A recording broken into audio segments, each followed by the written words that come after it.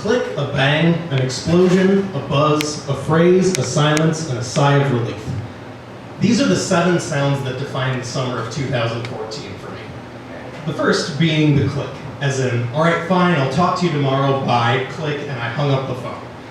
You see, I was talking to the person who I was supposed to move in with. I was going to rent out this guy's bedroom, and that was going to be the place I lived after the current one.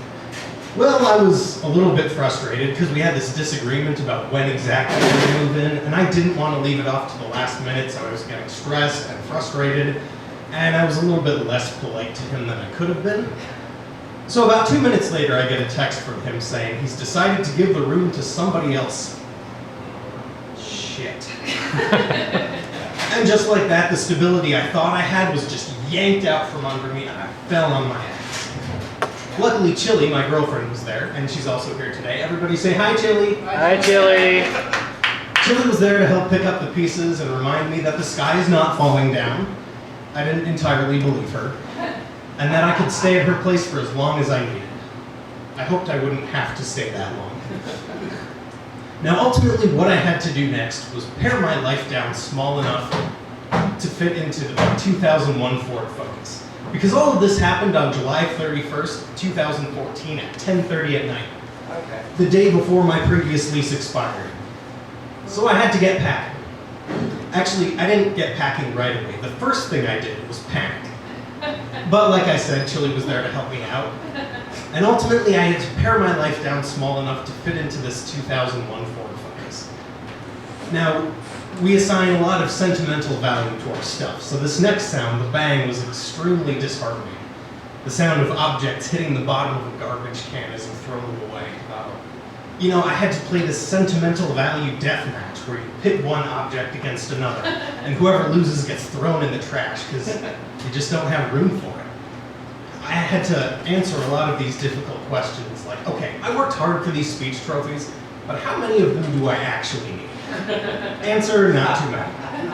Or how many anniversary presents from Chili do I actually need? Answer, every single one of them.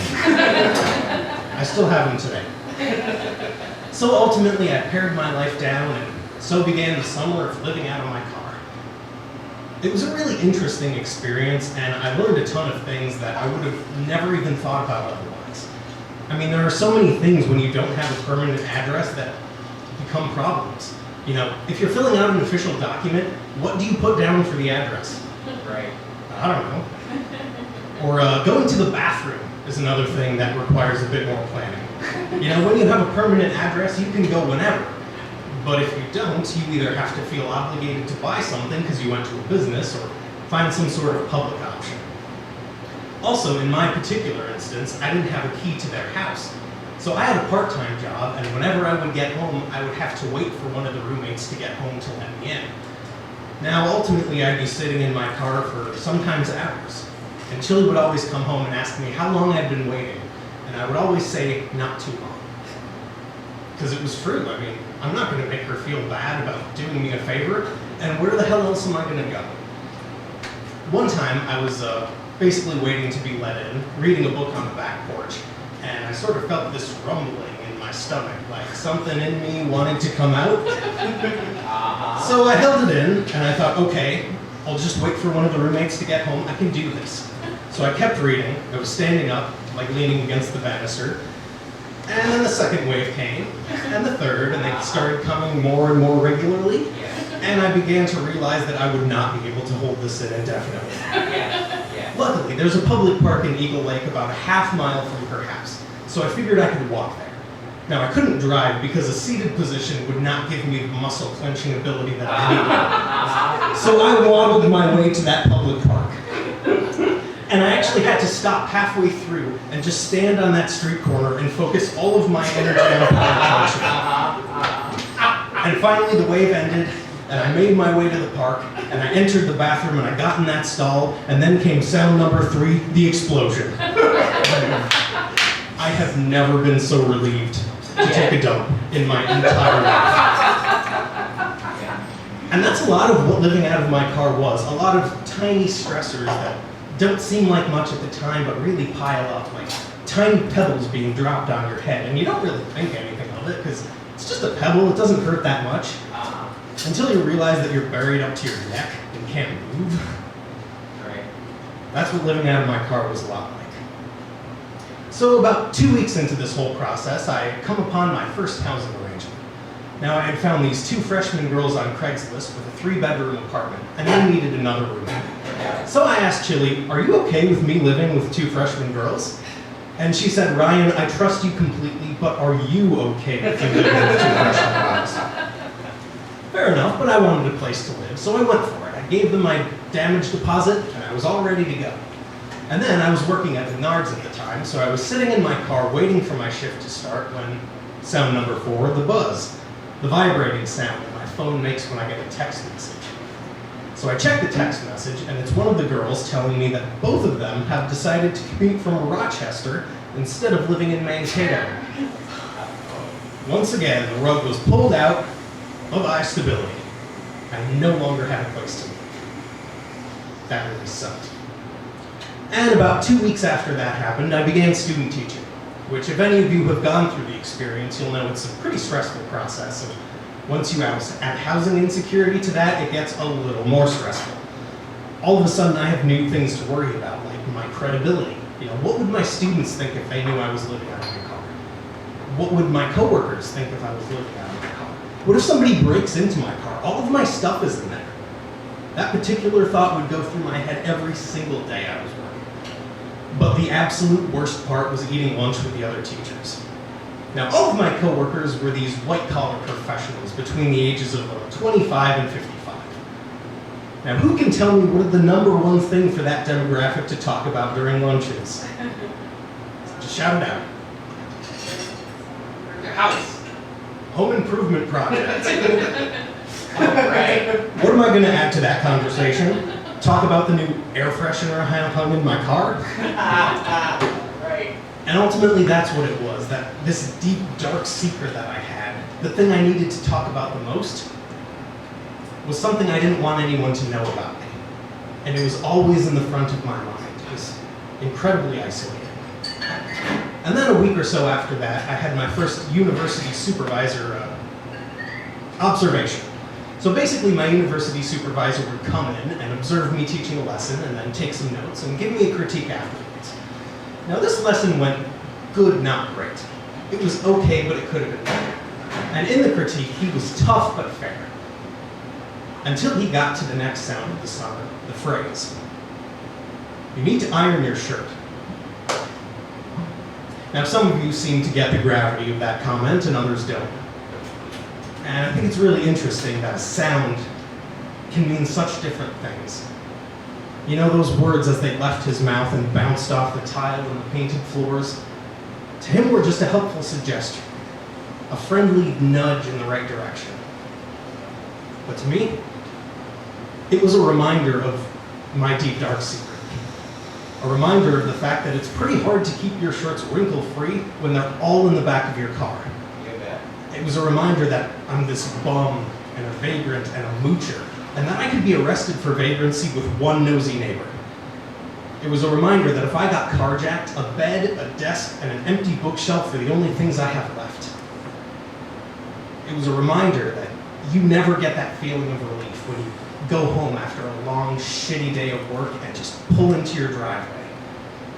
And you take a deep breath and just feel this weight being lifted off of your shoulders. As you say, finally, I'm home. Because I'm not home. I'm at Chili's house. And I know I'm overstaying my welcome. And I really hope they don't get evicted because of me. Our second last sound of the summer was silence.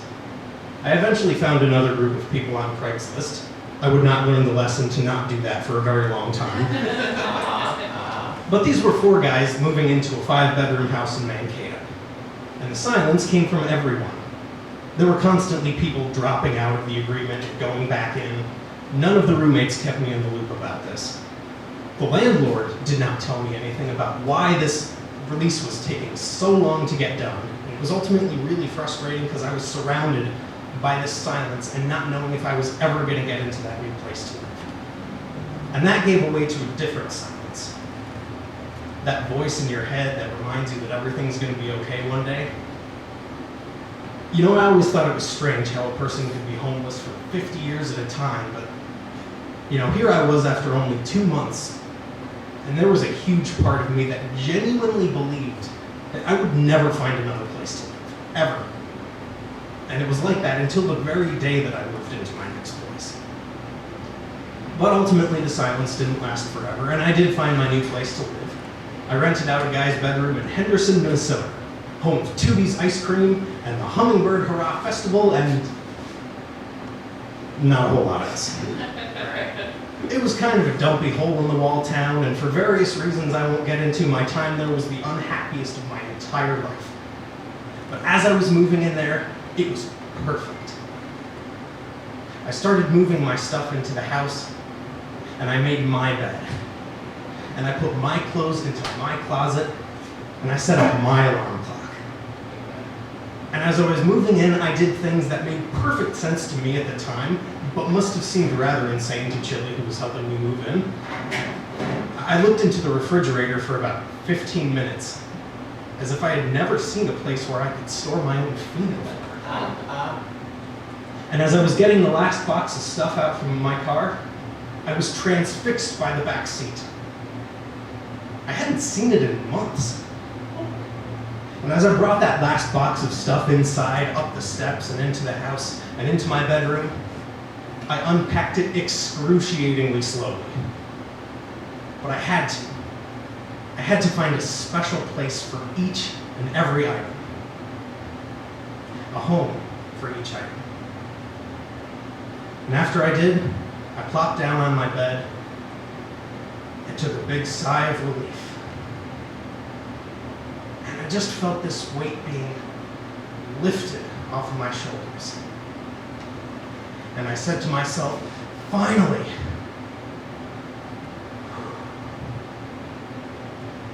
I'm home.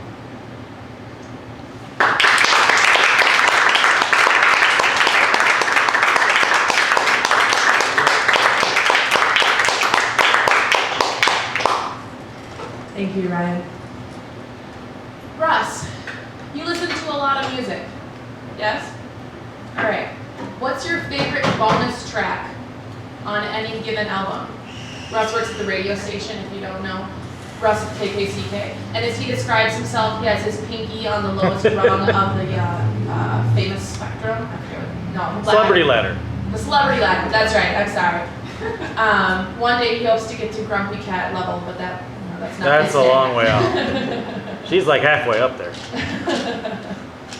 My favorite bonus track? Yeah, favorite bonus track, something you wouldn't expect to be on an album or CD. Probably the bonus track on Strong Bad Sings and Other Type Hits, which is Homestar Runner's secret song. All right, the Homestar Runner secret song. Actually, it's very appropriate. Leading into our next story for this evening. Now, if you've been looking at our storytelling list, you're not going to see this storyteller on the list because he didn't actually know he was going to tell a story until he got here tonight. And I'm pretty excited to hear the story he's going to tell. We have a transplant here tonight from Iowa. He came up to support a couple of the other storytellers. And so we're gonna bring him in as a ringer for this evening. He is a forensics coach and teacher at Wartburg College in Iowa. The first time I ever met this guy, he told me, it was in the context of the story of saying, when you get into the GTA office, the Graduate Teaching Assistant's office, make sure you take down the sign that says that you can share a desk with someone, because then you won't get stuck with any of the crazies. So that's the way that you get your own desk when you are a GTA, if you didn't know that, and that's something that you need to come up with. It doesn't always work, because sometimes the crazy sits